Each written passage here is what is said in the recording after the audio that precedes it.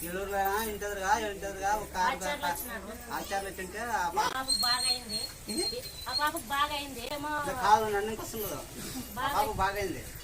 వాళ్ళు చెప్తున్నారు మాకు నడుస్తుంటే చెప్పినాడు ఆయన ఇట్లా అన్నది మన గురించి మేము లేపుకొని చెప్పినాడు మాకు ఆయన కట్టి బండి బాగుతుందని అందుకోసం బాగైంది సార్ కాదు నన్ను ఇస్తున్నది ఆడపిల్లకి